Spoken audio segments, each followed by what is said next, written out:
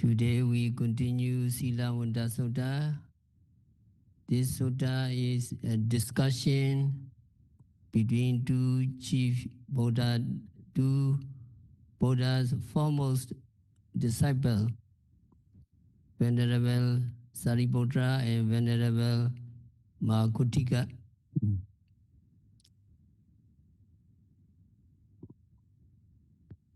Venerable Kutika asks Venerable Sariputra, Silavata Uso Sariputra Bhikkhuna Gatamedhamma Yoniso Manasikatapa. What are the things that a virtuous meditator should carefully attend to? Venerable Sariputra answer in accordance with the Jhana Sutta expounded by the Buddha. Silavata Uso Kutika Bhikkhuna Pinchu Paranekanda Nichato Dukhato Rogato Khandato Sanlato Agato Abadato Parato Palogato Sunyato Anatato Yoniso Manasikatapa. So we have to recite question and answer between two foremost disciples. Look at your paper. Follow me. Silavata Uso Sariputra Bhikkhuna Gatamedhamma Yoniso Manasikatapa. Again, Silavata Uso Sariputra Bhikkhuna Gatamedhamma Yoniso Manasikatapa. Answer. Silavata Uso Kutika Bhikkhuna Pinju Paranekanda Nichato Dukhato Rogato Khandato Sanlato Agato Abadato Parato Palogato Sunyato Anatato Yoniso Manasikatapa. We recite together. Question answer. Silavata Uso Sariputra Bhikkhuna Gatamedhamma Yoniso Manasikatapa. Answer. Silavata Uso Kutika Bhikkhuna Pinju Paranekanda Nichato Dukhato Rogato Khandato Sanlato Agato Abadato Parato Palogato Sunyato Nadato Yoniso Manasikatapa. Translation, follow me. Friends, Sariputra, what are the things that a virtuous bhikkhu should carefully attend to?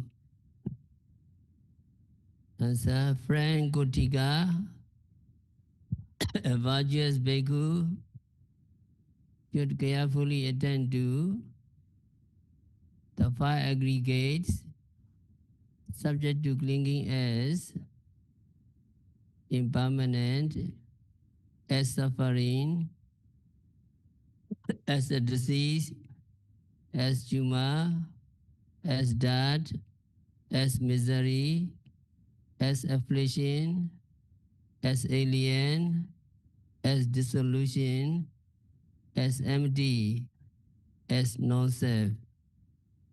Read together. Friends are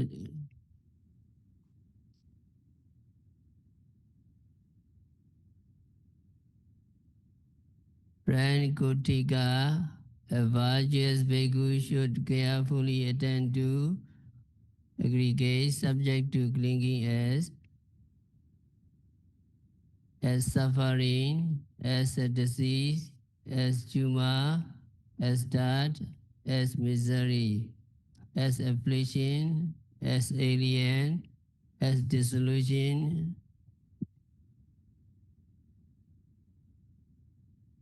So khandha and upadana khandha different. When we practice meditation, we need to observe the upadana khandha. So 5 upadana khandha. Number 2, follow me. Katame pinja seyatidam rupu padana khandha vedanu padana khandha sinyu padana khandha Singaru Parane Kanda Vinyanu Parane Kanda.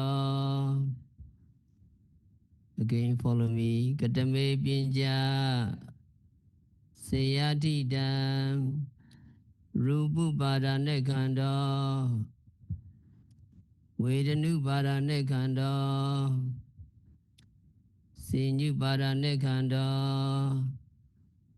Singaru Parane Kanda Vinyanu Parane Kanda. Read again. Katame Pinja Seyadida Rubu Parane Kanda Vedanu Parane Kanda Sinyu Parane Kanda Singaru Parane Kanda Vinyanu Parane Kanda. Translation, follow me. What are the 5 aggregates of clinging? Namely, physical aggregates subject to clinging, feeling aggregates subject to clinging, perception aggregates subject to clinging, mental formation aggregates subject to clinging, consciousness aggregates subject to clinging. Read one more. What are the 5? What are the 5 aggregates of clinging?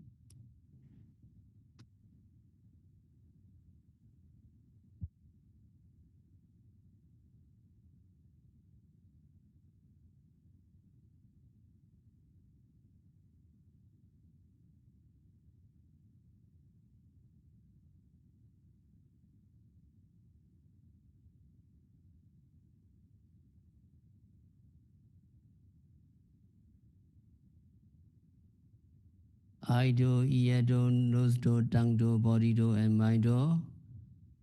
Whenever phenomena occurring at the 6 sense doors, we need to observe seeing, etc. Why we have to note seeing at the moment of seeing? To note the seeing every time we see an object is to see the 5 aggregates, of mind and matter as they really are. What are they really are? They are really impermanent. They are really suffering. They are really non-self. So to remain at the stage of just seeing and not to become attached to that object as I see. This is my eye sensitivity. The eye sensitivity and visible object are permanent. Seeing is good. So we may attach to them when we do not know the true nature of that 5 aggregates of clinging. So not to attach to them as I, mine, permanent, pleasant, good, etc. Every time we see an object, we have to note seeing, seeing. So, so you need to look at the paper at the moment of seeing, how you discover the five aggregates. Number 3, can you follow me? At the moments of seeing, the eye and object or sight are rupuparana khanda. Recognizing or remembering the visible object is sinuparana khanda. Exercising the will to see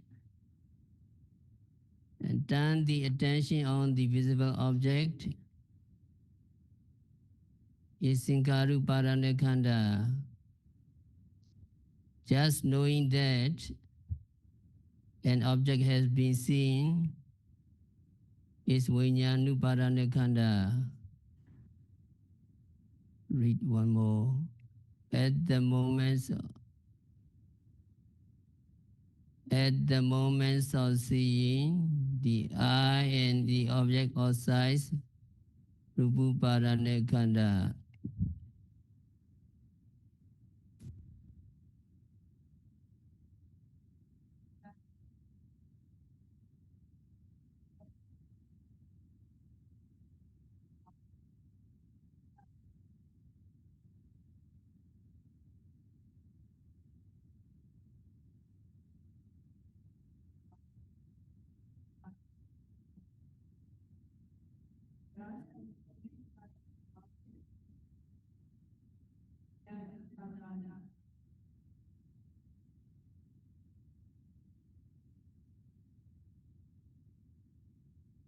Every time you see, you have to note seeing, seeing. Why we have to note seeing, seeing?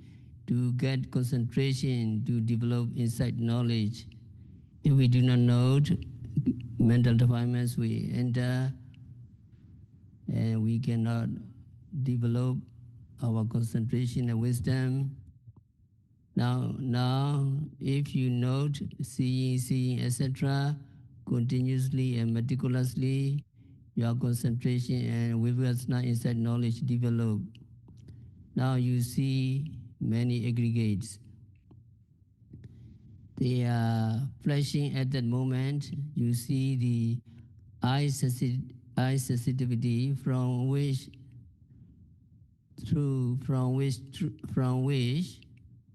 from that eye you see an object. A visible object and eye sensitivity are separate. As seeing consciousness and noting mind are separated. As soon as you note seeing, the flash of seeing consciousness arise, and that flash of seeing consciousness disappear. And you agree. All these phenomena arise and pass away so quickly that they do not last even for the twinkling of an eye. So this stage is advanced level. In the beginner, for the beginner, it is not easy to see the kinds of stage. Udiyabhya jnana or Binga jnana, the meditator see the kinds of quick appear and quickly disappear. Now meditator have confidence that there is no really I involved.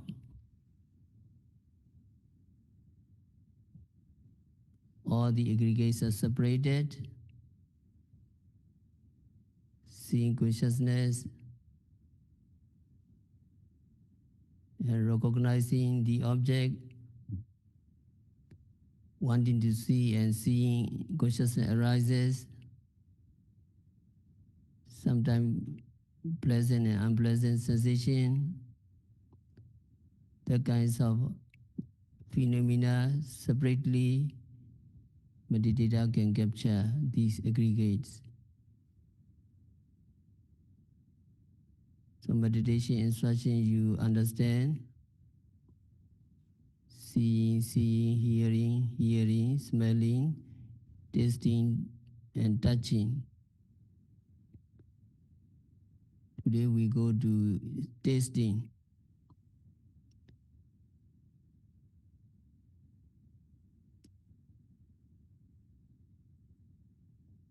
How to discover the elements and aggregates at the moments of eating. Our bodies are so made that they need nourishment every day. So we have to eat every day to keep ourselves alive. Eating has become a big part of our lives.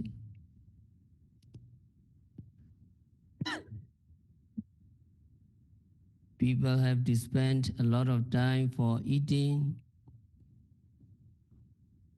So when you take breakfast and lunch, you appreciate to the volunteers and donor because they have to prepare many stages. They have to find the food and cook them and prepare them, everything, until the dishes are done.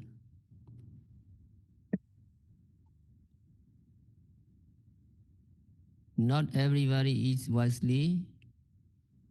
Some eat what is detrimental to their health, and they have to pay the price with different diseases. We are fortunate that Vipassana teach us how to eat wisely because you have confidence in this practice.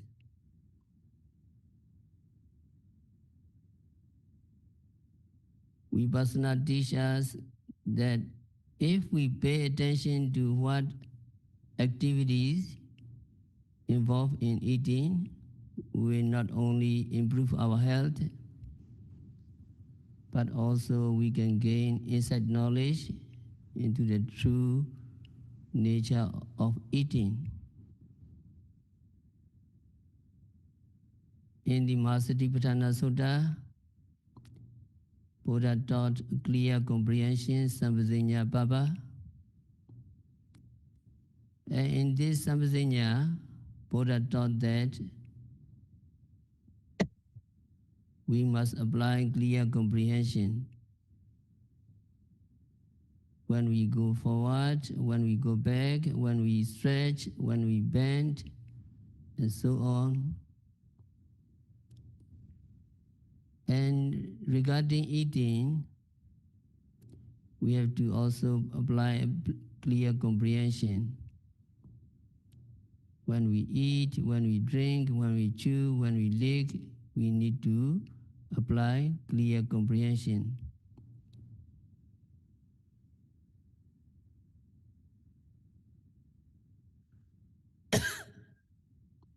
There are 4 kinds of food: soft food, food that can be drunk, and food that is eaten by biting or chewing, and the food that is eaten by licking. Eating is for food like rice, curry, and others, and drinking is for food like rice soup, or chewing is for hot food like cakes or cookies or fruits. And licking is for food like honey. When we eat honey, we don't eat honey, we don't drink honey, but we lick honey.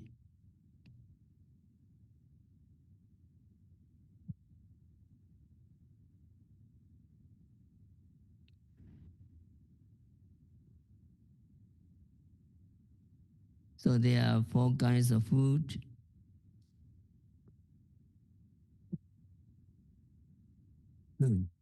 Whatever food you are eating, Buddha said you are to apply clear comprehension. Actually, in order to gain clear comprehension in eating, we need to apply mindfulness to eating.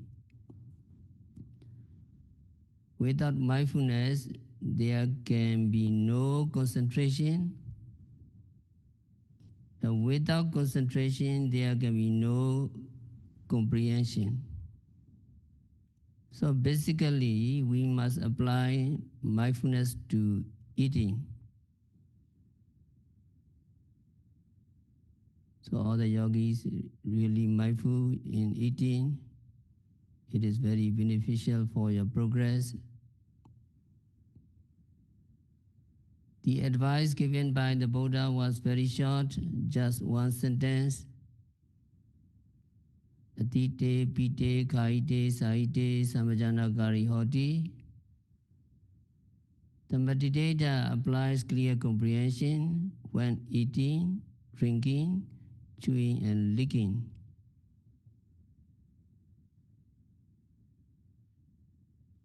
And then commentators mention that these instructions handed down from generation to generation in their commentaries.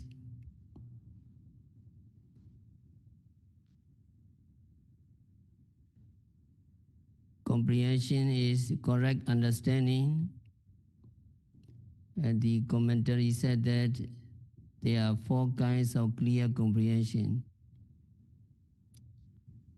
Clear comprehension of what is beneficial or what is not.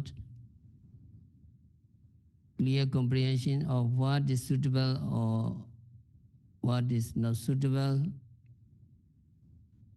Clear comprehension of domain, and clear comprehension of non-delusion. Four kinds of clear comprehension you already know. Just follow me again.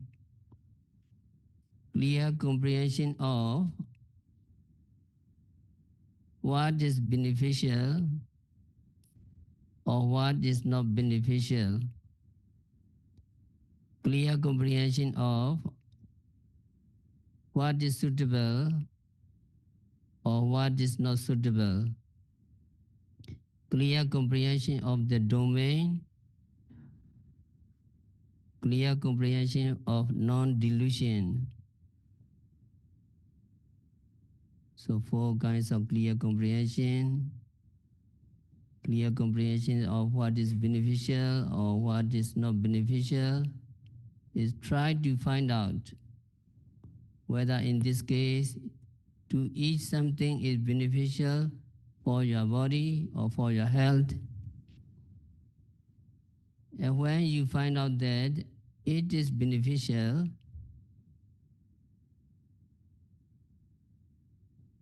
then second step you must do is to see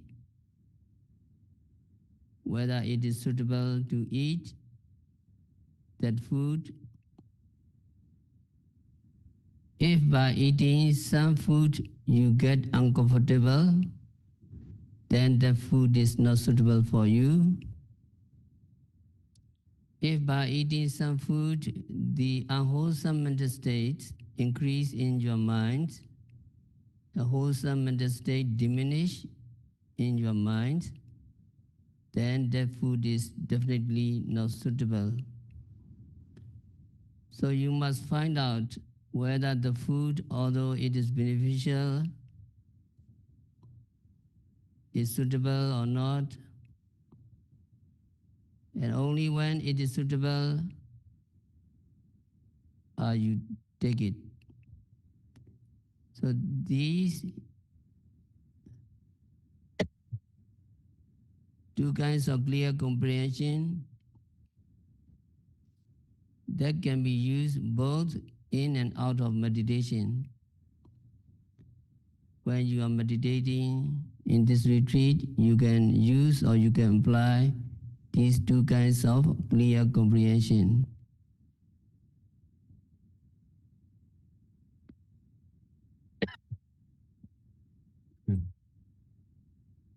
And the third one is clear comprehension or domain, Kochara Sampajanya.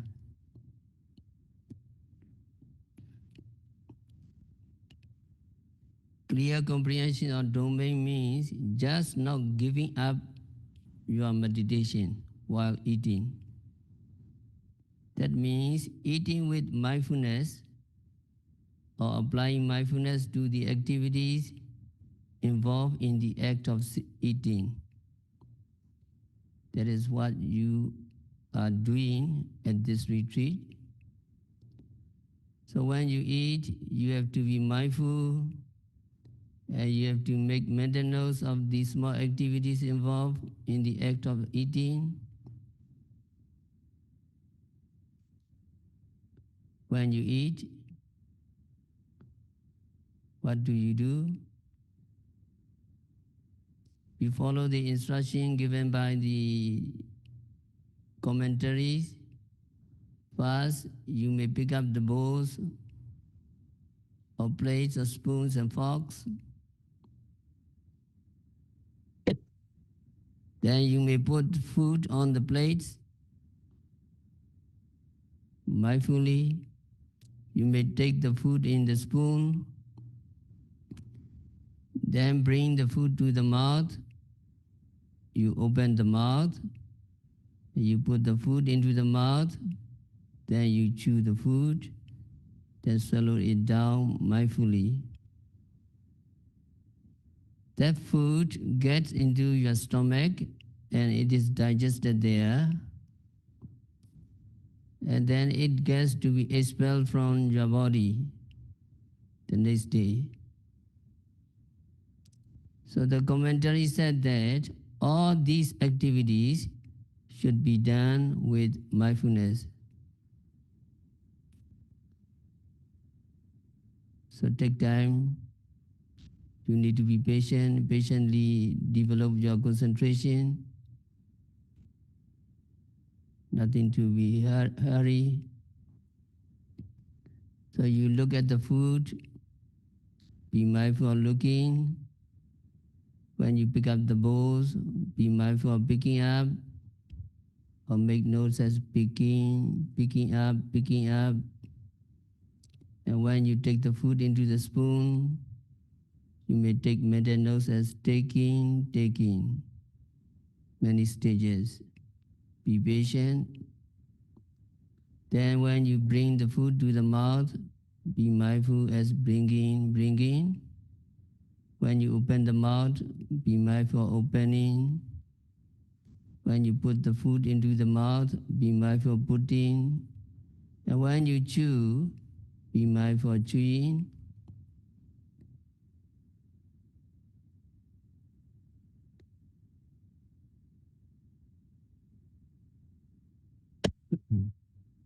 And when you swallow the food down, you mindful of swallowing. And you know whether the food is digested or not. So when you know the food is digested, then you be mindful that it is digested and so on. So you eat with mindfulness in this way. So what is the benefits you get from eating with mindfulness? Apart from getting Dhamma results, eating with mindfulness helps you to avoid overeating.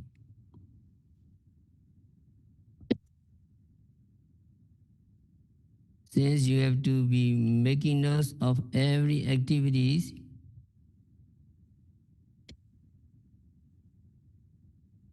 you don't want to eat more than is necessary. Even eating becomes a burden. You do not tend to overeat when you eat with mindfulness.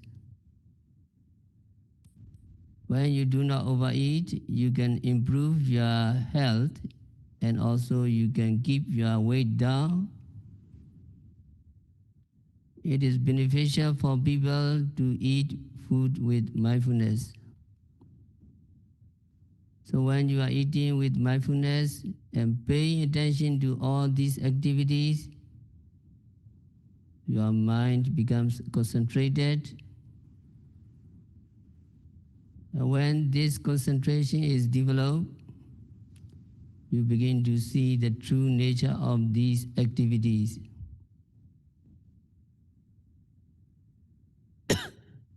So first you practice what is called clear comprehension of domain. That means you practice mindfulness on eating and activities involved in eating. When the clear comprehension of domain becomes mature, that means you get concentration.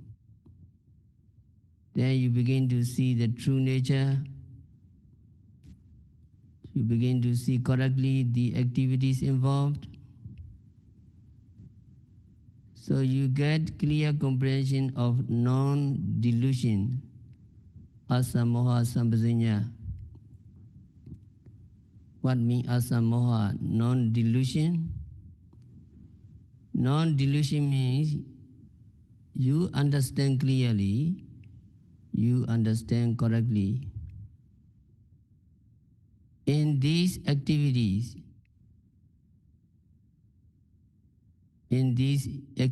of eating, actually what are involved are just elements, just khandha, just elements, just dhatu, just aggregates, just khandha.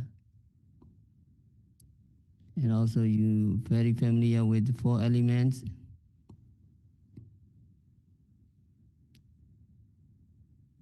Four elements taught in Buddhism. Also physician recommend to be care of dhatu.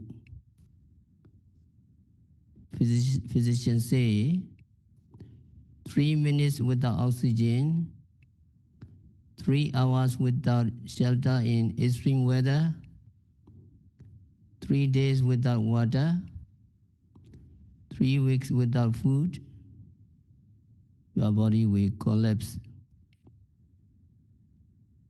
That means 3 minutes without oxygen, vayu, air elements, 3 minutes without in extreme weather, teja, temperature need to be maintained. 3 days without water, that is apo, water elements needed. 3 weeks without food, that is earth elements. So 4 elements need to be provided to our body. Now in eating, this dhatu or khandha is involved. For dhatu, Patavi, Apo, Tejo, Vayu. Can you follow me? 4 elements. The elements of earth, the elements of water, the elements of fire, the elements of air. Patavi dhatu, Apo dhatu, Tejo dhatu, Vayu dhatu. So you're very familiar with these 4 elements, but here commentaries added 2 more elements, Akasa dhatu, Vijnana dhatu. Akasa dhatu is the elements of space, Vijnana dhatu is the elements of consciousness.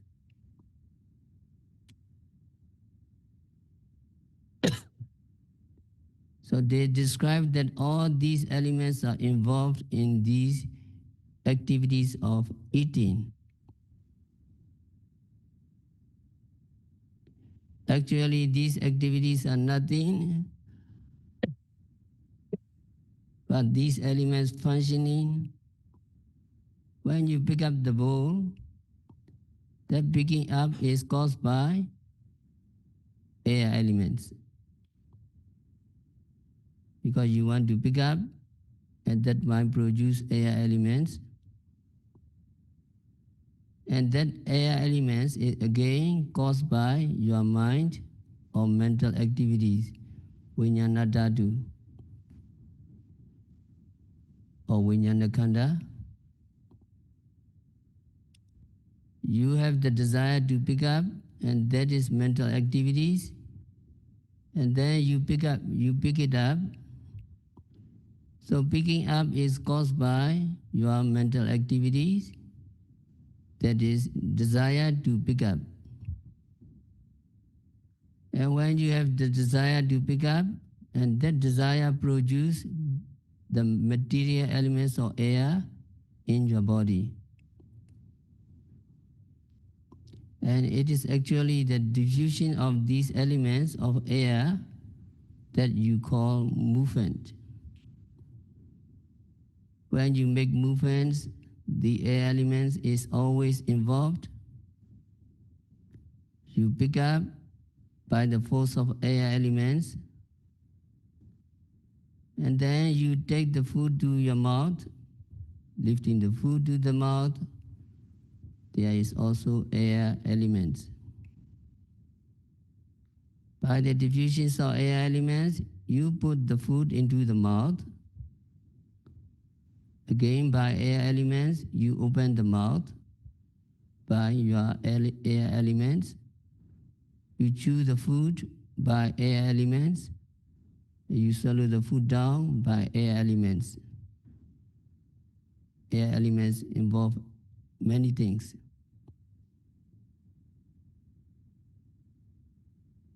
So when you make these activities, you can see that there is no such thing as I eating or self-eating.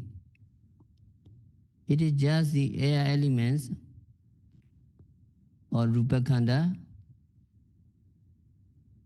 aggregates of meta aggregates, doing different function, and it is the air elements, vaya dhatu or rupa khanda, meta aggregates, that becomes the food, that takes it to your mouth, that opens your mouth, and so on.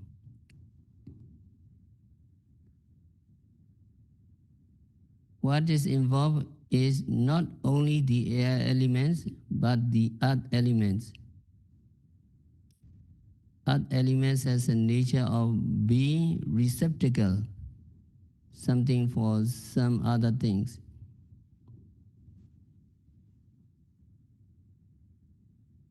When we have no earth elements, when we have no food, we will collapse. So when in the picking up or lifting the food to the mouth, opening the mouth, and so on, the earth elements is also involved. So when the food, after being crushed by your upper and lower teeth, reach your stomach, and it is put there by the air elements. And when it reaches the stomach, it is cooked and it is digested. That digestion is by the fire elements. So these elements of heat cooks the food, and so it becomes digested. After it is digested, it goes down through your intestine. That going down through your intestine is caused by, again, air elements.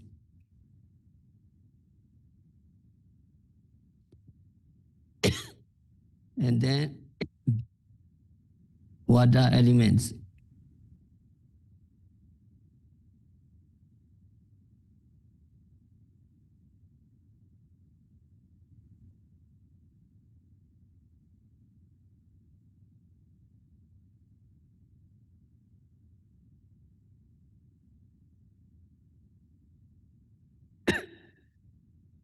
Water element keeps the moistures in the food. Moistures element, water element keeps the food moistened, because if it does not function, then the food will become dry, because fire elements is there.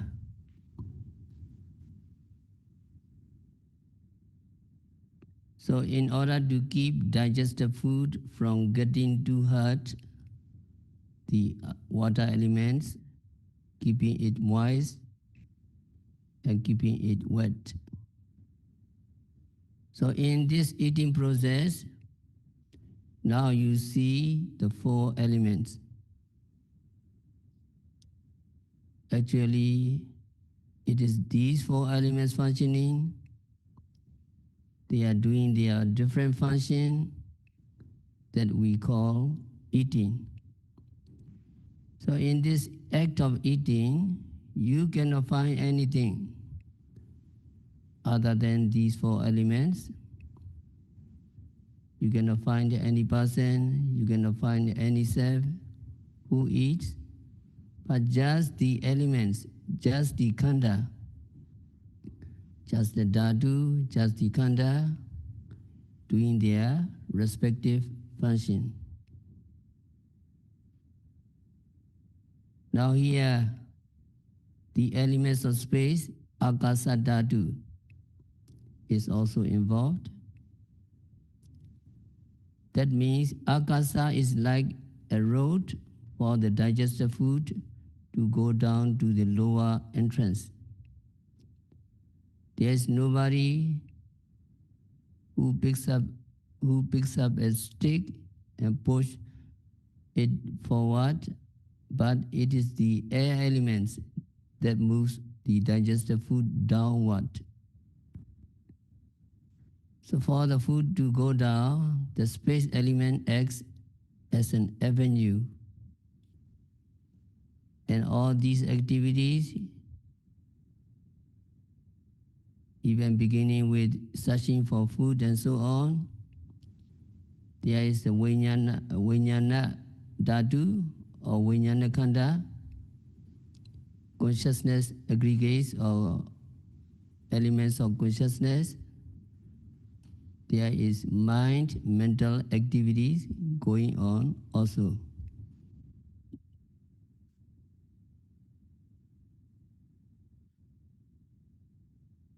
So in the act of eating, you really mindful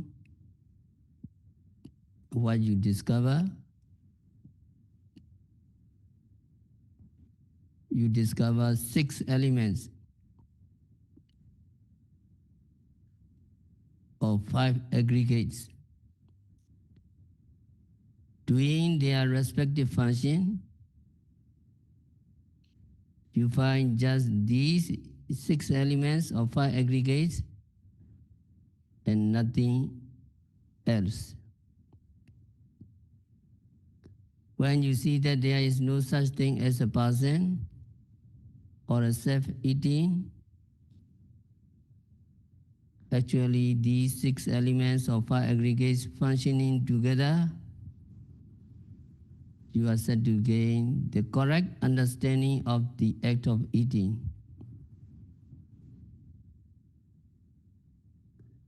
This correct understanding you can acquire only when you apply mindfulness to these activities.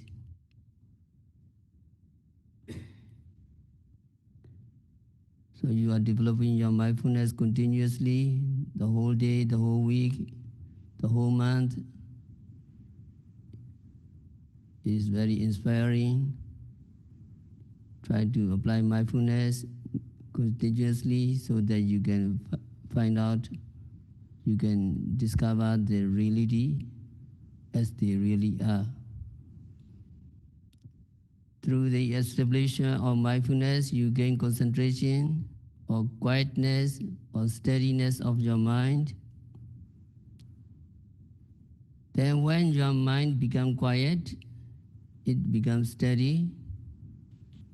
It helps you to see the true nature of Namarupa, mind and matter.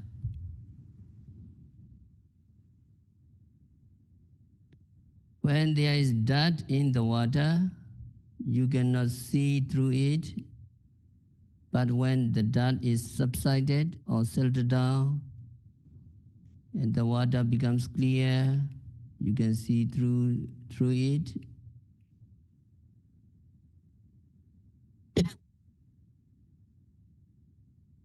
In the same way, when there are mental hindrances in your mind, you are not able to see the mind and matter clearly.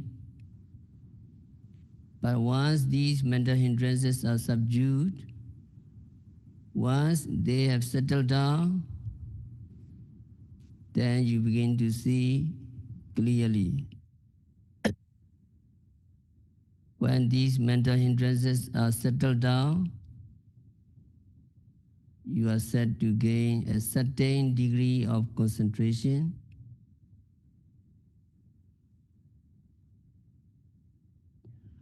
When concentration comes, then you see the true nature of mind and matter. When you see that there are just these 6 elements, or when you see that there are just these 5 aggregates,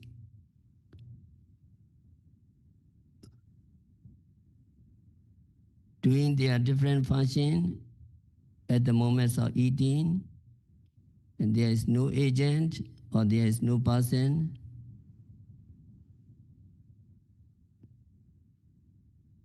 you agree it. Then you gain a correct understanding of act, which we call eating. This understanding you can get only through your practice, not through reading the books or not listen to the Dhamma talk.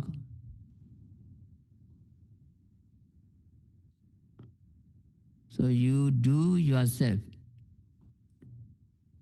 You have to practice, you have to apply mindfulness to the things you are doing.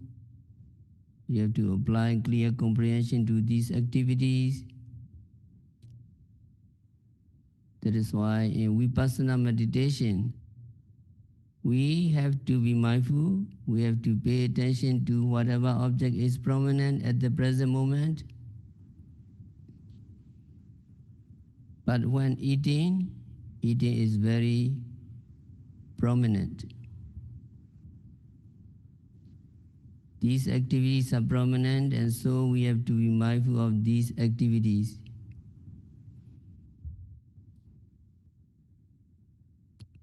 It may be difficult for those who have no experience of applying mindfulness to activities in eating,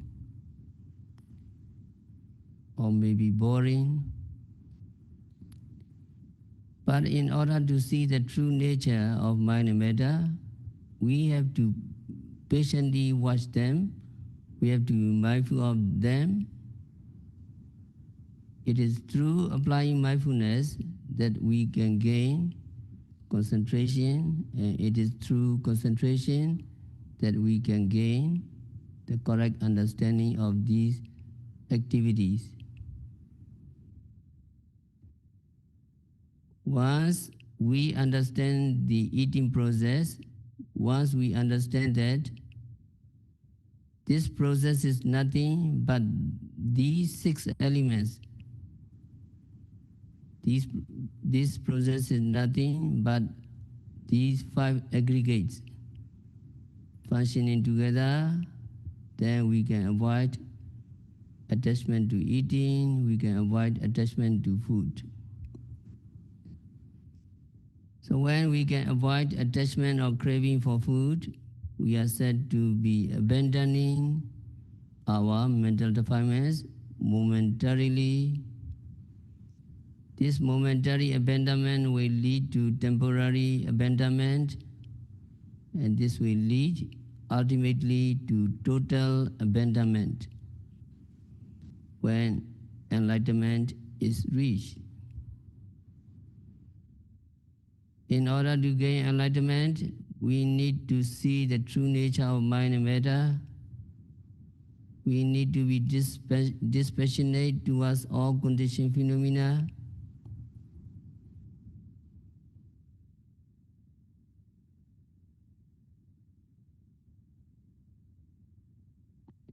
In order to be dispassionate towards all conditioned phenomena, we need to see their true nature. In order to see the true nature of mind and matter, we need to observe, we need to apply mindfulness and clear comprehension. And eating is one part of our lives. We need to provide our body with these nutriment or four dhatu.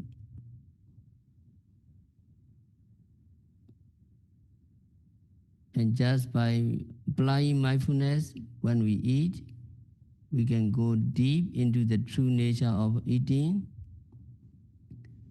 And we can understand that there is nothing we can call a person, we can call a self who eats, but just the elements functioning, just the aggregates functioning. So we can get the correct understanding through direct observation of the activities involved in eating. So due to your mindfulness and concentration, you can discover these aggregates and dhatu.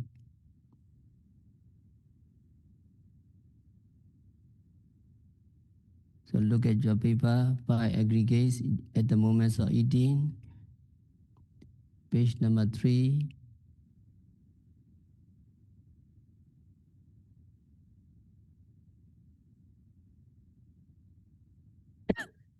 Number 6,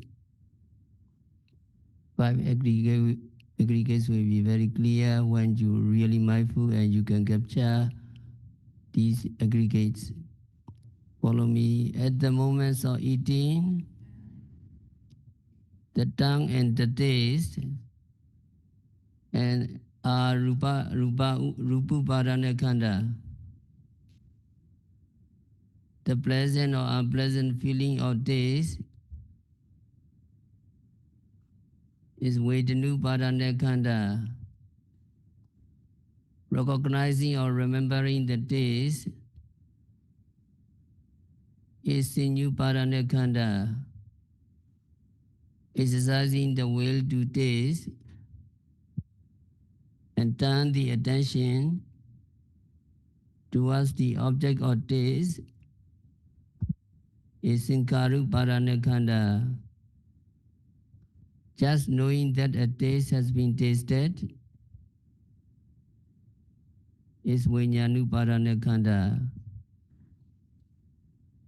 Read one more.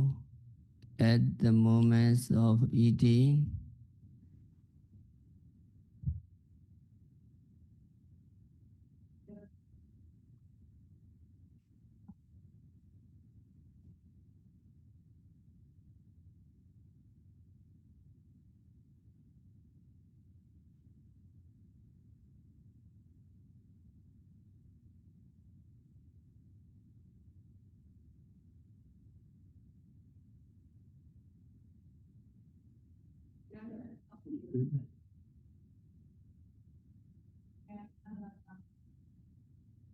so you have to prepare the food to eat for a long time, and then when you eat, tasting is just a moment,